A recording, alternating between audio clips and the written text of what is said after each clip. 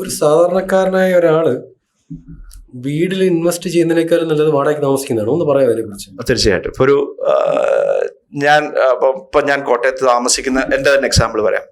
ഞാൻ താമസിക്കുന്ന ഒരു ഫ്ലാറ്റിൽ ഇന്ന് 1.5 കോടി രൂപ വേണ്ടി വരുന്നുണ്ടാവും ഏകദേശം. അതിൻ്റെ ഇന്റീരിയറും ബാക്കിയെല്ലാം ഏറ്റവും അവിടുത്തെ ഒരു പ്രീമിയം ഒരു സ്കൈലൻഡ് അപ്പാർട്ട്മെന്റിലാണ് ഞാൻ താമസിക്കുന്നത്. അവിടെ ഇപ്പോൾ ഒരു ആവറേജ് കൊടുക്കുന്ന റെന്റൽ ഇൻകം എന്ന് പറഞ്ഞാൽ 25,000 to 30,000 ആണ്.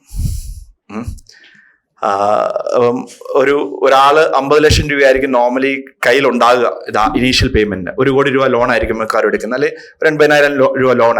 അപ്പം 80,000 രൂപ ലോൺ എടുക്കുന്നുണ്ടെങ്കിൽ ഒരു 20 വർഷത്തെ ടെനൂർ ആണെങ്കിൽ ഏറ്റവും കുറഞ്ഞത് ഒരു 80,000 രൂപ 1 ലക്ഷം രൂപ വെച്ച് അടയ്ക്കേണ്ടി വരുന്നുണ്ടാവും. ഇപ്പം ഇവിടെ എന്നെ സംബന്ധിച്ച് ഇപ്പോൾ ഒരു 30,000 ആണ് ഞാൻ കൊടുക്കുന്നതെങ്കിൽ ബാക്കി എനിക്ക് 70,000 രൂപ എനിക്ക് ഇൻവെസ്റ്റ് ചെയ്യാനായിട്ടുണ്ട്. ഞാൻ ഇറങ്ങിക്കഴിഞ്ഞ് ഞാൻ വെറുതെ ഇറങ്ങിപ്പോയാൽ മതി. ഞാൻ ഇറങ്ങിക്കഴിഞ്ഞ് ഇത് മുഴുവൻ വൃത്തിയാക്കുമ്പോൾ തന്നെ ഞാൻ കൊടുത്ത റെന്റൽ ഇൻകം എന്റെ ഓണർ കേൾക്കണ്ട. എന്നാലും അല്ല പറഞ്ഞ നോർമൽ കേസിൽ എടുത്തു കഴിഞ്ഞാൽ അവര് മെയിൻ്റനൻസും ബാക്കിയുള്ള കാര്യങ്ങളും വരുമ്പോൾ തന്നെ ഒരു മേജർ പോർഷൻ അവർക്ക് പോകുന്നുണ്ടാവും. ഒരു റെന്റൽ ഇൻകത്തിൽ ഒരു 5% മേൽ റിട്ടേൺ ഇല്ല ഒന്ന്. അല്ലെങ്കിൽ പ്രോപ്പർട്ടി അപ്രീസിയേഷൻ വരണം. ഒരു ബെയർ ലാൻഡിൽ ഒരു പ്രോപ്പർട്ടി വരുമ്പോൾ അതിന്റെ വാല്യൂ കുറയുവാണ് ചെയ്യുന്നത്. ഒരു ബെയർ ലാൻഡിനായിരിക്കും കുറച്ചുകൂടെ നല്ല ഇൻവെസ്റ്റ്മെന്റ് എന്ന് പറയുന്നത്.